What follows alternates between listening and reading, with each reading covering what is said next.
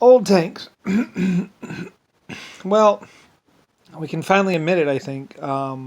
Basically, well, like I said, Renault, it was back during the war. Paris had gotten taken over, and lots of other stuff, bad stuff had happened. My old Germans and my old British people probably remember a little bit more about what was going on, what happened back in the past, but and they probably only know like a little brief history of what was really happening. I would hope that they know more, but I mean, it's like I built most of the world and secured peace and fought off all those other people. And like I say, you can probably go look into the Renault files. Renault was what was. I was working really closely with Renault, I believe. We were. Some people called us a cult, and Renault even looked like a cult for a minute there, but they weren't. It was two brothers, I think, and they had witnessed a mass shooting, and they were trying to get back to report on it or to tell somebody about the fact that they saw like 3,000 or 5,000 people getting killed somewhere in Germany.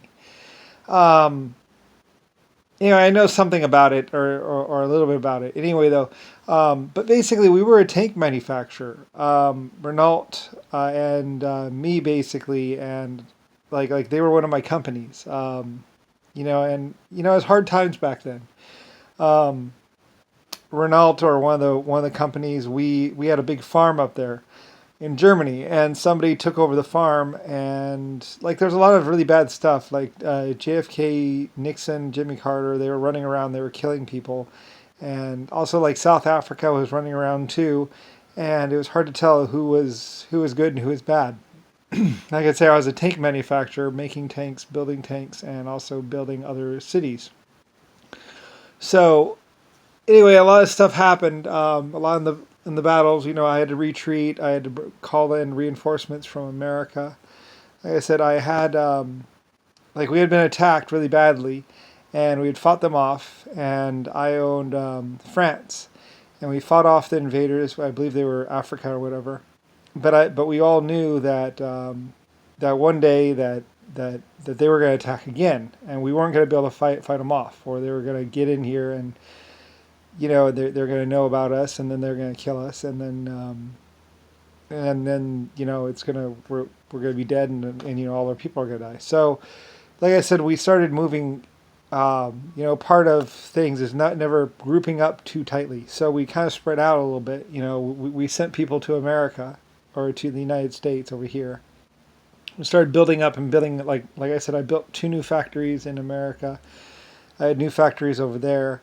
And so when they started attacking, I was able to bring in reinforcements from America.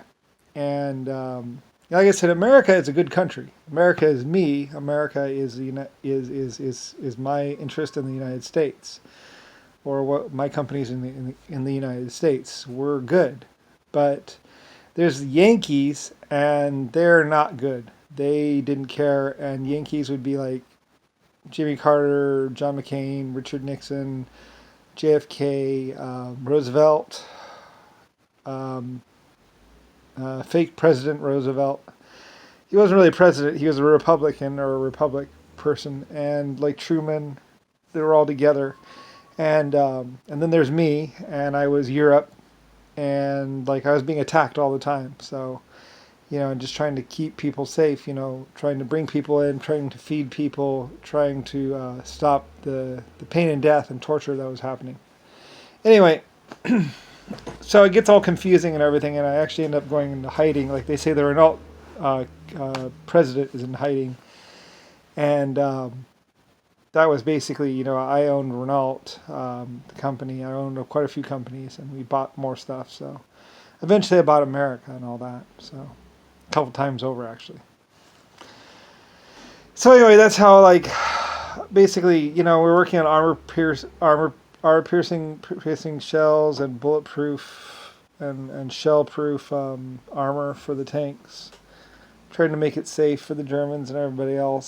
So we could, because we were going to go into these places where there were people with bombs and grenades and stuff like that, and we didn't want to die. So we wanted to be able to go in there, and we don't fire first, so that put us at a huge disadvantage. If you walk into a place and you just start shooting up the place, well, you don't really need body armor because everybody's dead or dying really quick.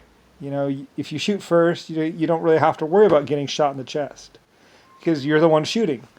But if you're going to be a good person and you're not going to be a psychopath and you're going to wait for somebody to attack you or show some sign of attack, it's like, you're dead. We would be dead, and then we're dead.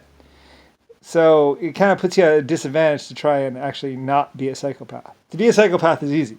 To not be a psychopath is hard. So we were doing all this stuff to protect us and to make it safe so we could go into these places where people would just rather kill you rather than look at you. So, like I said, I was a tank manufacturer. I built a lot of tanks, a lot of aircraft too, a lot of cars.